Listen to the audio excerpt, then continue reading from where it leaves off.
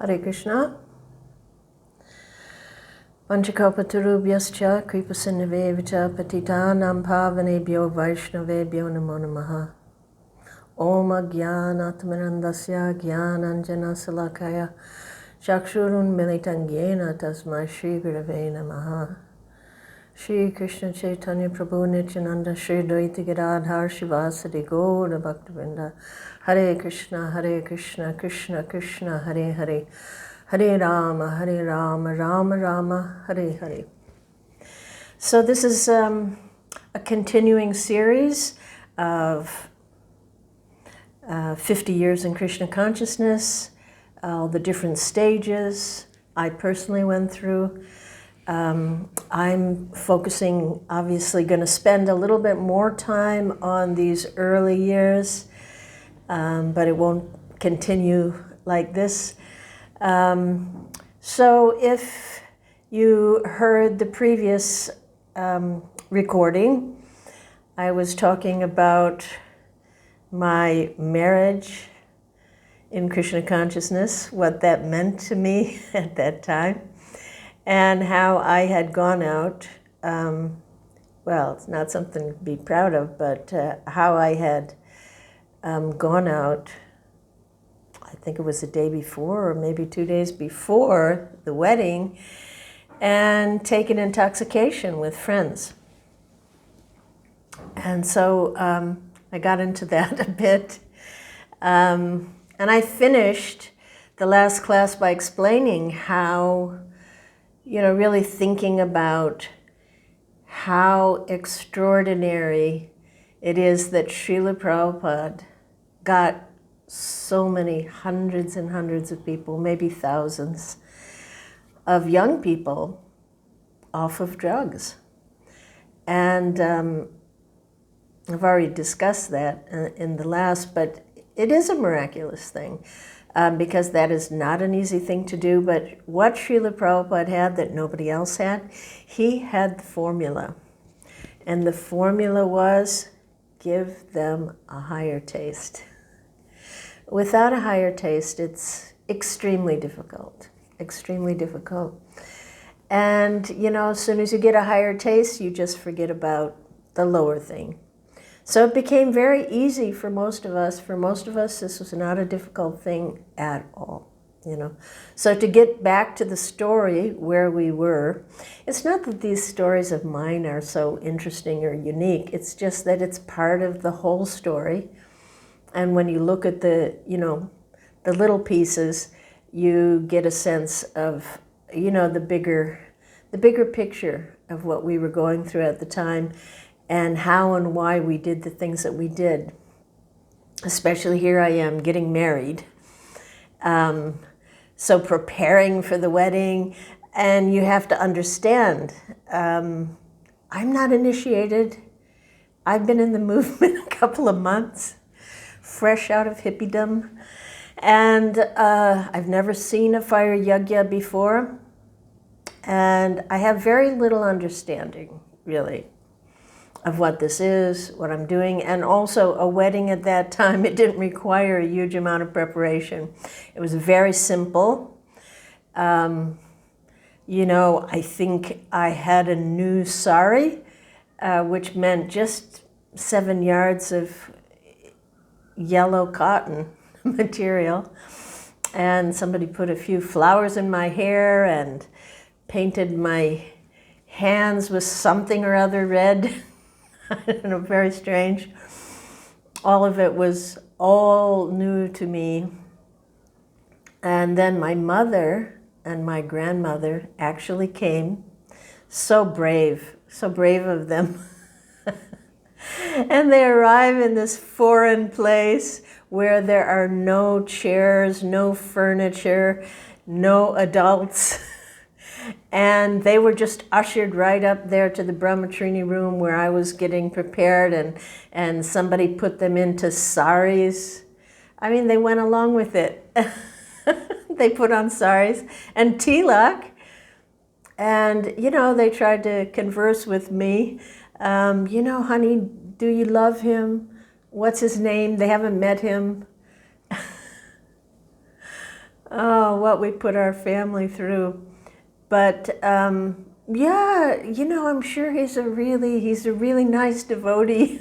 Do I love him? I think they kind of came to understand that I didn't know him so well. Quite a shocking thing for, people like my mother and my grandmother, who was, probably around 85 or 90 at the time. And, to come in and to see this fire going, a fire yagya. And they had to go out to find some chairs somewhere. And Nartam's father also came, who was also a very, very nice man, very pious. And they just took it all in. They must have made a lot of spiritual progress by tolerating us. And being in front of Lord Jagannath, these big 3 foot tall, it's really something from their background, a Christian background. And one of the only things my mother said to me before she left after the wedding was she was just like concerned. And she said, honey, we were always taught that, you don't worship graven images.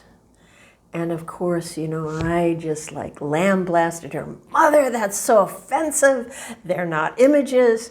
They're non-different from the Supreme Lord. They're Archavigraha. Whatever I've learned in my few weeks, I'm,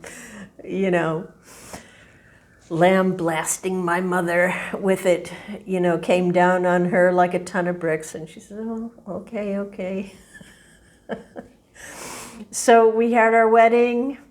It was just part of the Sunday feast. It didn't last a long time. It was very simple. We exchanged garlands. Nartam was cooking the feast, so he was late for the wedding. And the one thing is that the feast was so amazing that my mother and my grandmother are cooks.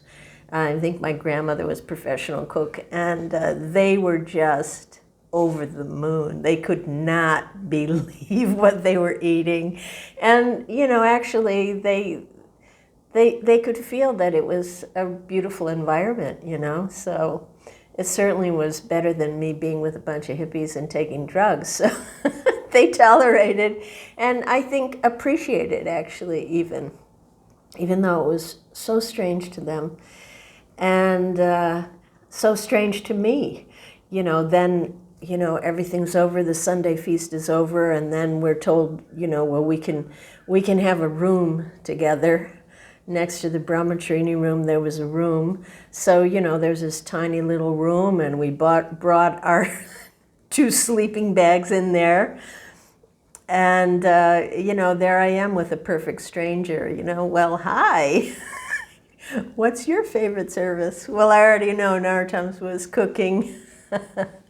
But, talk about awkward, but in a way it just wasn't. We just, the thing is that Nartam is a very, very friendly person, and everybody likes him. And he's not a hard person. He's not a hard person to talk to, So, basically we just, nothing really changed, except now I lived in this other room. And, I think I did his laundry maybe, I mean, we just went out and did the same services, and there was no, like, big change.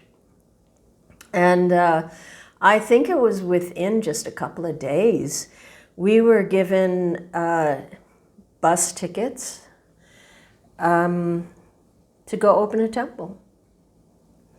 So here we are, I'm like 20 years old. I think, just turned 20. I haven't even read the whole Bhagavad Gita yet, and I'm off to open a temple with my stranger husband. And I remember we were on this Greyhound bus on our way to Cleveland, Ohio. It was about 3 hours away. And it's just remarkable that, Prabhupada said that we could do this, so we believed that we could do this. And, we had maybe a few boxes. I think we took a couple of boxes of Back to Godhead magazines and some incense. And the address of a favorable person. And, you know, somehow or another we wound up there. And I tell this story because this happened like innumerable places, you know, that all these young people just went out and just opened a temple. What was a temple in those days? It was a misnomer. I mean, you know, a storefront at best, or a house, something. So we actually managed to get a storefront. I don't know how. And 2 other devotees came to help us. Ichamadi, who was Diane. I don't know if she was initiated yet, but Diane, who I had known before. She married a devotee named Lakshmi Narayan. And so every day, 3 of us went out on Harinam. None of us, I think we had a mridanga and 1 pair of kartals. None of us were very good kirtan people. And but that's what we did. We handed out invitations. And mostly, I think it was Lakshmi Narayan would go out and sell incense and try to make some money. So, you know, we lived in this, and there was an apartment above the storefront, and absolutely not a stitch of furniture. We had a couple of cardboard boxes for our belongings, sleeping bag, bus. That was it. And, you know, but miracle of miracles, Sunday would come and people came. A lot of people came. And when I look back, I just think, wow, how amazing. And of course, Narottam's cooking. We were fortunate to be with him because his feasts were just something amazing. And we just tried our best. But, you know, it was a crazy situation. We had no refrigerator. We couldn't afford one. So we'd have the Sunday feast. You don't know how many people are going to come. Inevitably, we would overcook. And so then we'd have to keep the leftover prasadam outside the window to maybe keep cool at night. And we'd have to eat because there was no throwing away prasadam. We would have to eat it for days, even when it got bad. And I remember one day, you know, we're sitting, it's like, look, we have to finish it today because it's really going off.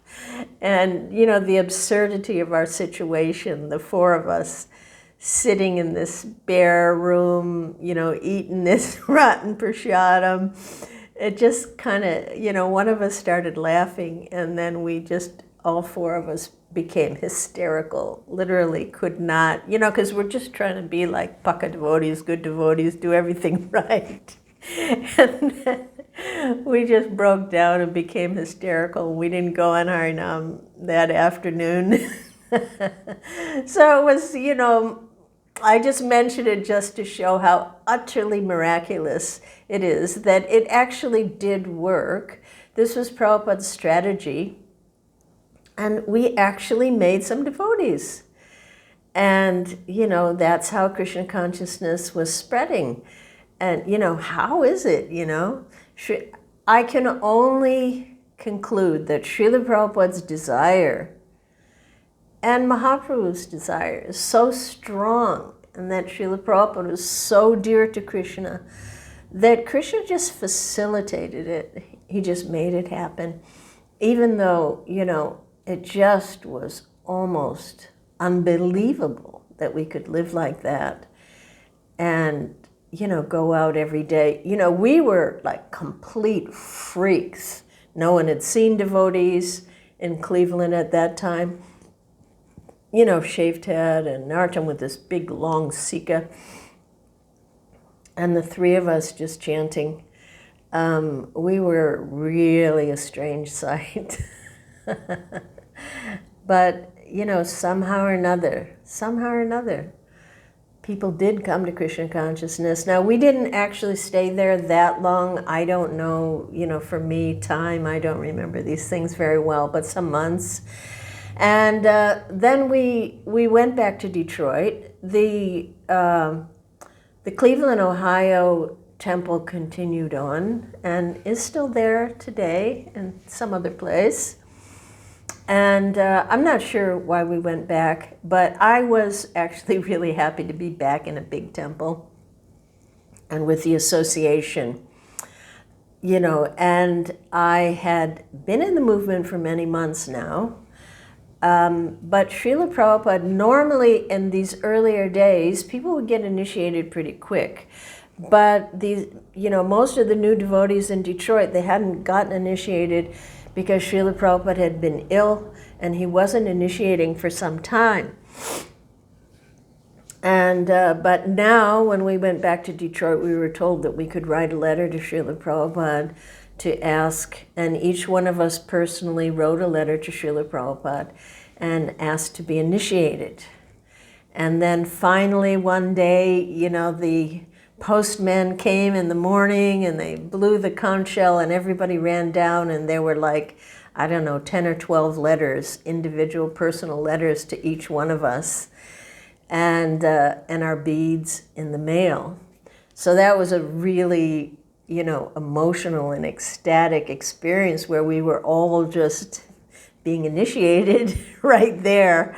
I remember, I think Batu Gopal, maybe Sukha Sagari, anyway, Kalia Krishna, not sure, but there were many that got initiated all at once, probably 10, or probably a couple got second initiation. So, those letters were read out loud, these personal letters, and it was really a very happy event. But when I look back, it wasn't a transformational event for me. It still felt, I don't know, I'm initiated. I don't feel any different. I have a new name. I wasn't really crazy about the name. And yeah, it was just an experience.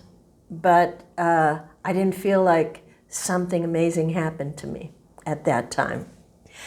But then sometime later, a few weeks probably, we were out on Harinam, and I don't remember who it was, but somebody drove up, one of the devotees who had stayed back, and they shouted out, "Srila Prabhupada's coming, Srila Prabhupada's coming to Detroit." And we just started yelling and screaming and jumping and, "Oh, Prabhupada's coming, Prabhupada's coming." So this was extremely exciting for all of us, that most of us were going to be seeing Srila Prabhupada for the very first time. And so, of course, there were all these, as I said, there's all these little temples in the Midwest developing. So this was Srila Prabhupada's first trip to this area. So, he had already completely molded our lives and our thoughts and our actions. And we'd been hearing about him described, with incredible relish by those that had met him. But still, at least for me, it was, he was the picture on the Vyasa-san to some extent. And, but the excitement, and people came, devotees came from all these small centers, and also I think from New York, maybe New Vrindavan, a lot of devotees came to see Srila Prabhupada there. And so there was mass hysteria, getting ready to go to the airport. And I remember there was some problem about enough vehicles or whatever, and finally Trivikram, Maharaj, not Maharaj yet, drove one van, which was mainly ladies, and we were just like, the energy in the van was just, hysteria. And finally, what happened on the way is that we got a flat tire. So something happened with the vehicle, and we had to stop on the freeway, and we just were, oh my God, we're going to be late. I just was going to go off and hitchhike, and Trivikram was like, come on, calm down. Be, ladies and gentlemen here, we're representing Prabhupada. And, so we waited, and we got there, but we were thinking we might have been too late. And again, Trivikram was, don't go running through there like crazy, yes, yes. We all got out of the van, and then we all started running. We didn't know where we're running. We didn't even know which terminal Srila Prabhupada was coming in. But when we got into the airport, we heard from a distance, I could hear the samsara prayers. And so I thought, oh my God, Prabhupada must not be here yet. So we finally made it to, and as I remember it, it was not a standing up, jumping up and down, excited kirtan. It was actually a sitting down, hushed, with extreme anticipation and extreme excitement, but like nervousness, all these devotees just sitting there and watching, waiting for Prabhupada to appear. And suddenly, it was sudden. I can't remember if a door was open or what happened, but suddenly there was Srila Prabhupada. He entered, and he was beaming from ear to ear, and he was just fresh and effulgent, and already he was draped with flower garlands. And for me, it was just instant shock. It was shock. First of all, he's so small. But he is so powerful. And I just felt shaken. Just in that 1 second, I felt shaken to the very core of my being. For me, at that moment, seeing him was to perceive the spiritual energy directly for the first time. It was no longer a theory. It was a clearly visible fact walking and moving before me. It's hard to explain, but it was plain as day to me. It was it wouldn't have been more surprising if Krishna were standing there himself with his flute. It was such an astonishing moment for me. It's very hard to explain. But until one is actually confronted by spirit, we don't really have any significant choice here in this material realm. We're born, we live, die, repeat. Our so-called free choices are within those prison walls of samsara. But now, seeing spiritual energy, that just changes everything. Now there is another option, and that opens up to real freedom of choice. And, it is so remarkable that simply by entering the room, Srila Prabhupada transported an entire spiritual fact. The atmosphere of the spiritual realm, it surrounded him. And it just poured out from him, and it spread out and engulfed us all. And seeing him, I was just confounded by all the apparent contradictions in him. He looked so small, yet like this immense power emanating from him. And he looked like so aristocratic with his head held high and so dignified. And yet there was no pride. It was like he was just like saturated with humility. And his golden face, it just appeared beautiful, like an ancient Buddha or something. Yet, just so human and relatable, like a kind grandfather. And, he had this, it was a gentle look, yet somehow it looked fiercely determined and strong. And he looked fearless, yet, still so loving and merciful. And, he seemed completely unconcerned about what other people were thinking about him. But at the same time, not at all inconsiderate of other people. And his countenance, it was grave and it was intense. And yet there was like this playful sparkle of his eyes that was really like, a young boy. Like how could one person be all of these things all at one time? And this is just like a second of seeing him and flashing through all these considerations. What is he? All this in a moment, so much in a second. But it was as if time slowed down and gave me time to think many things. Like, I don't know, mundane analogy is like been in an accident, car accident, and even though it happens really fast, it feels like it's in slow motion and you really have time to think about many things.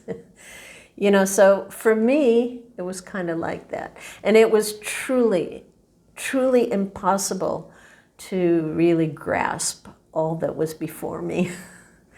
And, so then in the next split second, my knees just gave way. And then this was not a mental consideration that now I should bow. I simply could not stand before his awesome presence. My knees gave way. It wasn't a choice. It was as if a force from above pushed us flat to the ground, Dandabats, all of us flat out in the middle of the airport without no consideration where we are or what, And I sank to the floor and tears were just pouring down my face uncontrollably. I have to say that this was a very unique experience in understanding what actually obeisances is supposed to be. It's probably the only time in my life that I really did it, and understood what it means. You simply cannot stand before such a person. You must bow. You must bow. So, when I finally looked up and pulled myself up to my knees, I saw Srila Prabhupada's gaze sweep across the devotees.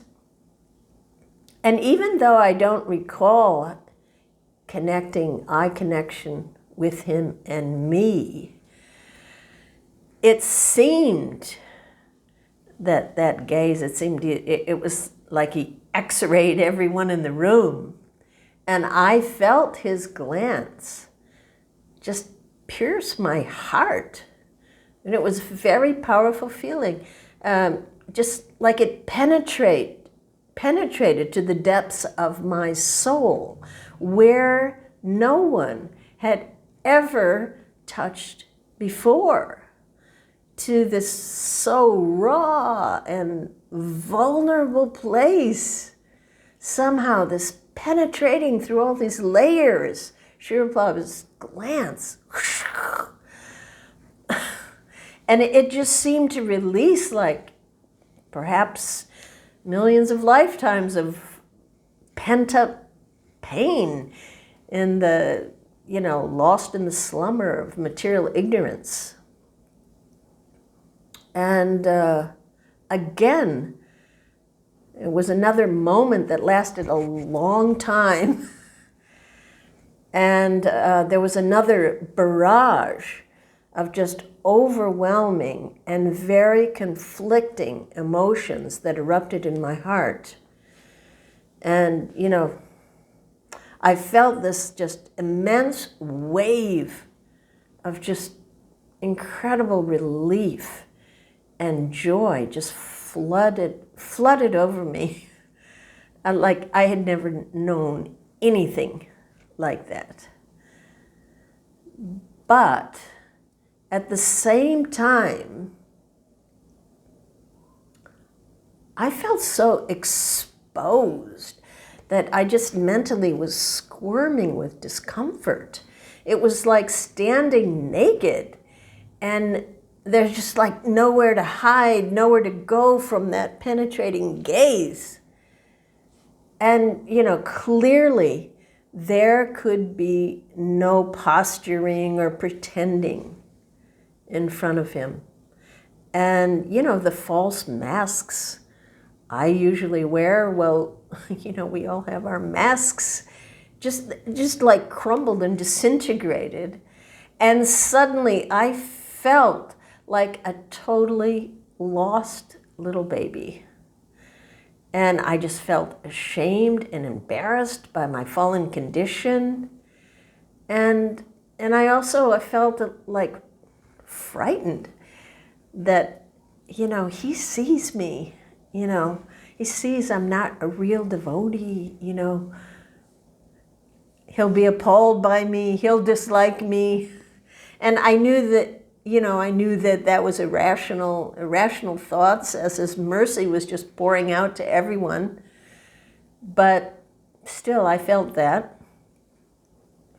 And, mostly, I just felt an overwhelming sense of relief after so many lifetimes of suffering in the dry desert of material existence.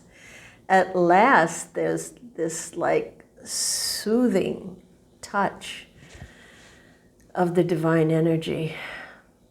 And in that moment, I felt completely convinced that there is indeed a spiritual realm and that Srila Prabhupada is indeed its ambassador. I don't say that was a firm conviction that, I have held completely throughout my entire life, but in that moment, that was just clear. It was just clear. And again, how can so many things happen all at one time? It totally overwhelmed me. And I couldn't stop crying. And I just felt way too small. I just felt like I was getting smaller and smaller and smaller and can't comprehend it all. But, for sure, it was the most exhilarating, painful, and enlightening moment I ever experienced. And really, it was the most important moment of my entire life. And, I have pondered it so many times. And it's still fresh. And it feels the same. And it was just a moment when the walls of time and space fell away and the mundane reality collapsed and some glimpse of reality came. And by Srila Prabhupada's mercy, I saw that there was so much more to life and that he was the proof of it. And of course, it is so hard to explain such rare moments. You know, I even hesitate to do so because, you know, it always sounds sort of cliched or, you know, overhyped up, and I can almost see the, you know, skeptical listeners rolling their eyes and wondering, you know, perhaps she took too much LSD, or is she just super sentimental or something. But, you know, over the years, I have heard so many other devotees, really, really good devotees, describe very similar experiences. And I have found that such experiences do correlate with Shastra and Guru. So I don't have any doubt of the reality of what I experienced. We have it in Shastra. Sadhu Sangha, Sarva Shastre Koi, Lava Matra, Sadhu Sangha, Sarva Siddhi Hoy. A moment's association. A person can attain all success. Does that sound like extreme or exaggerated? But because of that moment, I totally get it. I get that it can, even a moment can drastically and irrevocably change a person's life. It really is not an exaggeration. So all this in the first couple of seconds of Prabhupada being there, don't worry, I'm not going to do this throughout the whole thing, drag it all out. But this was so important, so very, very important.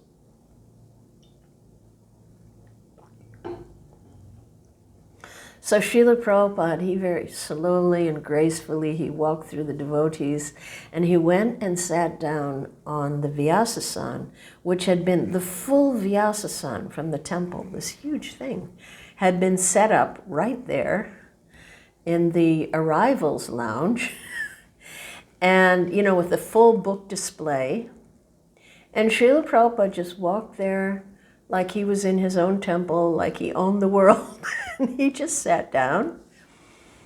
And I remember he picked up a glass, you know, he had the silver goblet there, and he drank like this, and it looked like, you know, silver.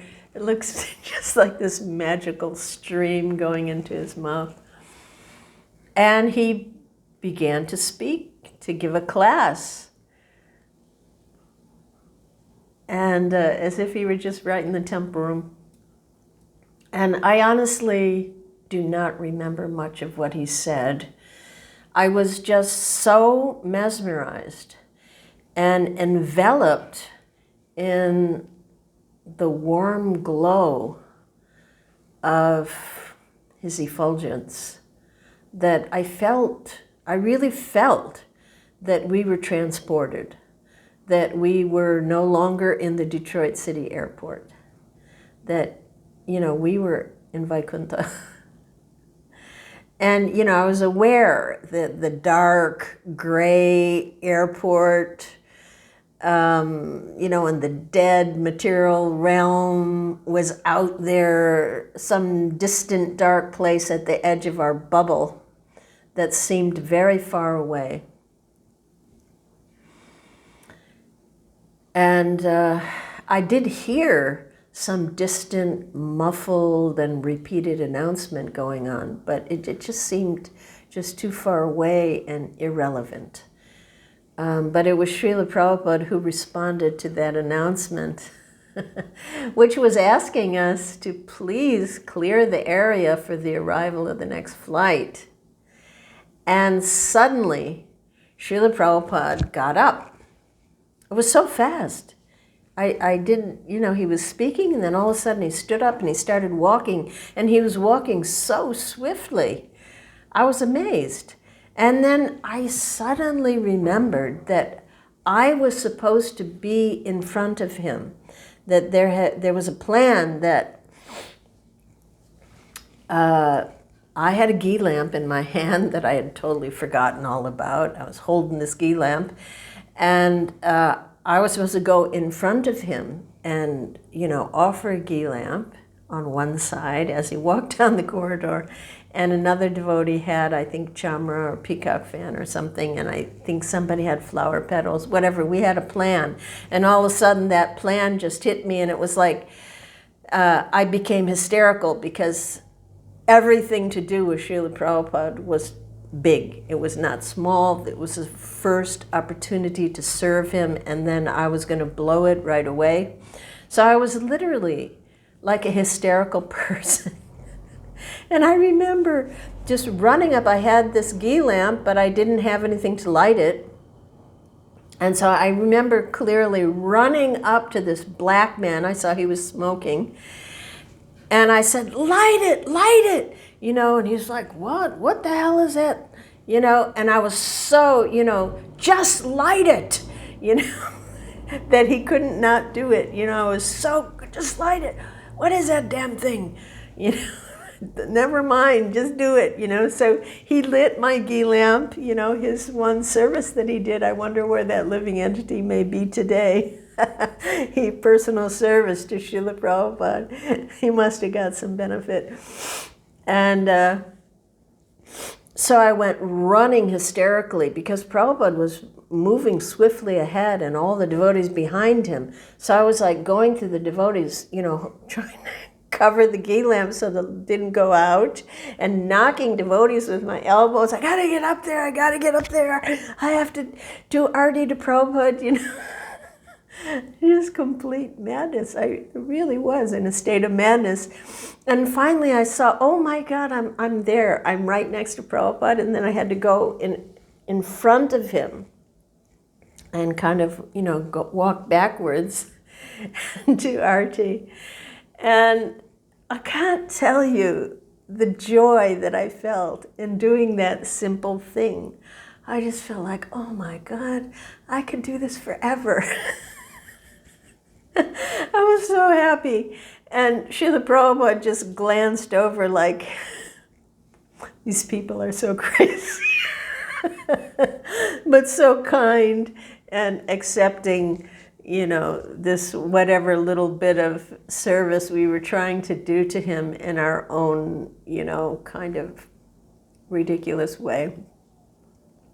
But Prabhupada was so kind. He didn't care, he didn't care if we looked nutty to other people or, he just wanted us to give ourselves to him, however we could from wherever we were, so that was just a miraculous experience. And then Srila Prabhupada came to the temple, of course, and he spent 3 days there, which just, whizzed by. And of course, everyone is always hoping, I want to have some exchange with Prabhupada, but my feeling around Srila Prabhupada was I just felt so very, very, very shy and, fearful. I just was like always in the back, like, oh my God. But still, I was hoping to have some exchange. But just a couple of nice things that happened while Prabhupada was there. We did have an initiation ceremony there. And so because we were initiated by letter, we all sat in on that yajna. But again, it was not a big transformational experience for me. I barely remember it, but I did sit in on that yajna. And then I remember one morning before class, there was kirtan, and little Vaishnava, who was still in diapers, so was quite young, was on the shoulders of I'm not sure, shoulders of Krishna Bhamini, I think, his mother, or Bhagavan, his father. And he was playing kartals while the kirtan was going on. When the kirtan stopped, Vaishnava kept playing.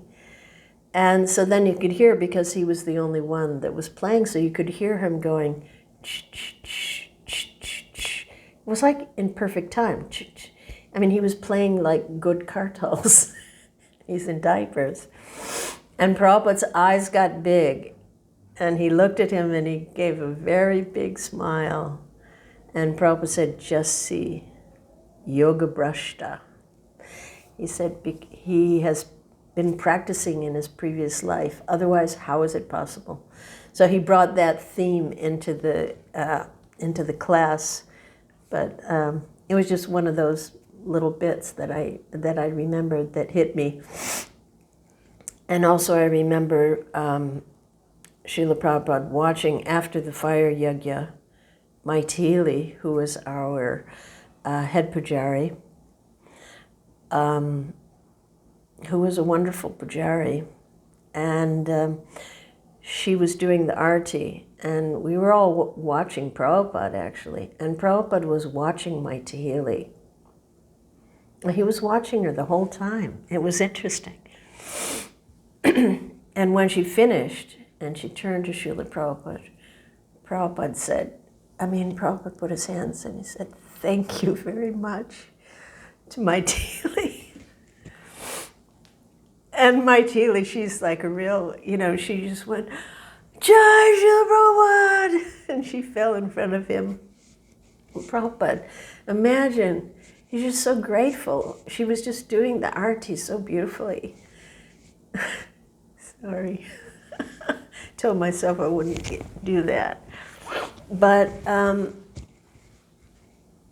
Prabhupada, so grateful, such a small thing.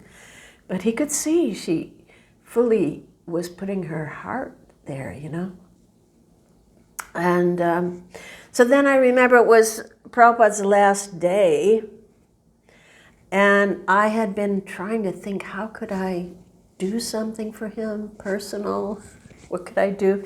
And I saw that Maithili had made this fan. It was with a broomstick, so it was a whole broomstick. And it was a peacock fan. It was like big, like this. And so, when you fanned Prabhupada, it was this big, long thing.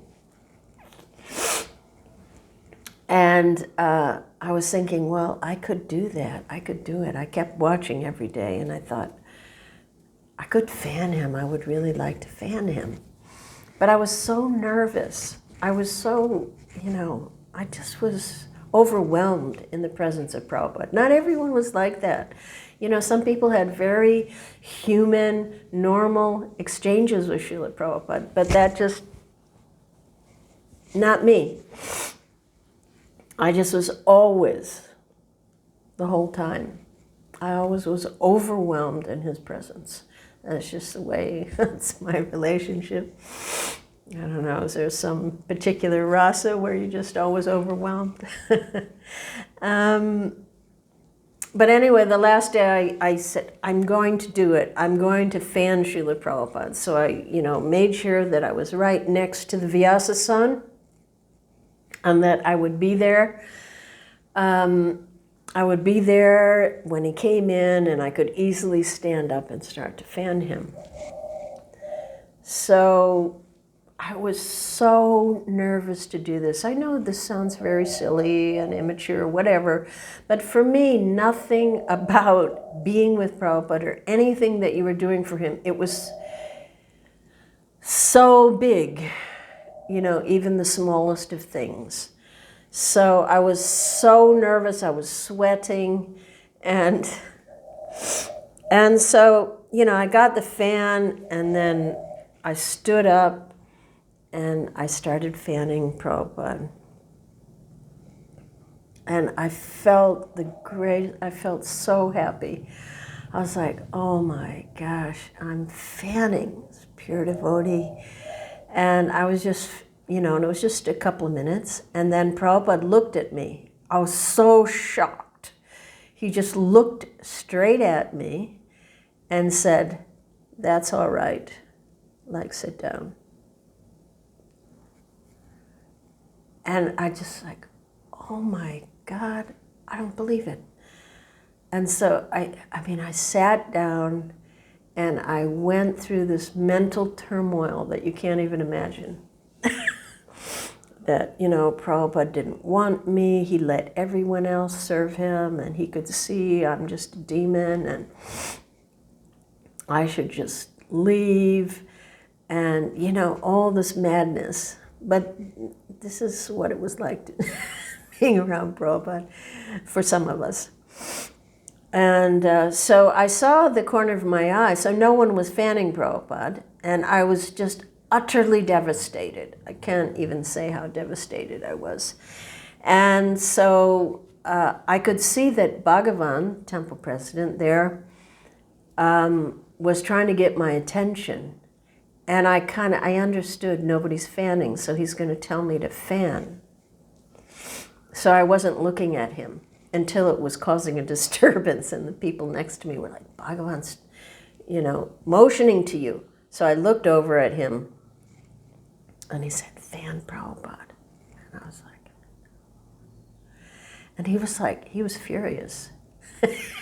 In those days, you didn't tell your authority no. And, I'm just like, mm-mm. And, he was some distance, I couldn't explain. But he was like really upset, and he was like, face was getting red, and he was going, fan Prabhupada. And then I was like in this like horrible dilemma. My temple president's telling me to fan Prabhupada, and Prabhupada told me not to. What do I do? And it was causing a disturbance, so I thought, oh, well, I'm finished anyway. I got up again and started to fan Prabhupada. And I was like cringing and, oh my God, doing this. And then Prabhupada again, he stopped. He was speaking. He stopped and he looked at me and he said, that's all right. So I just collapsed down, like, crushed. And then Prabhupada leaned down at me. He leaned down from the Vyasasana and he said to me, it's not so hot today. And I was like, oh my God. He's cold. After that, he called his servant and he asked for a chadar. So not even one practical thought had gone through my head about whether Prabhupada actually was warm or cold, or whether this fanning, was useful to him or not. I had not even entered my mind. And I was like, oh, and Prabhupada actually took the time to see this crazy little girl that's all crushed and crying. And he just so gently and quickly and quietly just said, it's not so hot. So, wow, this is the experiences of being with Srila Prabhupada. I was very grateful to him for that explanation. I don't know what I would have done. But anyway, Srila Prabhupada's visit to Detroit, it had a very powerful impact on the Detroit temple. And it seemed that we had all made really a huge spiritual leap forward. It was so extraordinary seeing Srila Prabhupada in person. Just extraordinary. So, very soon after that, Narottam he had a desire to do college preaching, and he wanted to open another temple. So we got permission to go to Bloomington, Indiana. This time we were a little bit more prepared. I think somehow we got a van, so we actually had a vehicle. That was really something. And we went to this little college town. And same program like Cleveland. There was one brahmachari with us. he came, can't think of his name. And same thing, we just go on campus, chant Hare Krishna, have Sunday feasts, and again, we made devotees. Who knows how that's possible? But, you know, it happened.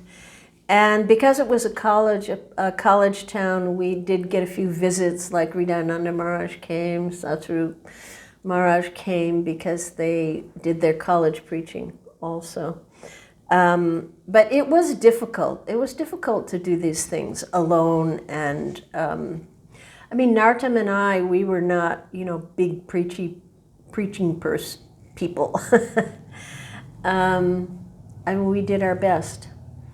And I don't know what happened or how long we were even there, but we did, eventually we returned again back to the Detroit temple, which I was always very happy to return to. But anyway, it's not my intention to tell my whole life story, but just to give a sense of these just like important things that happened at different times, to understand how this movement began during this particular period, that these young couples, mainly young couples, were traveling out to open up little centers throughout the United States. And it was happening like wildfire. It was absolutely Prabhupada's genius, you know, that he encouraged us to do that.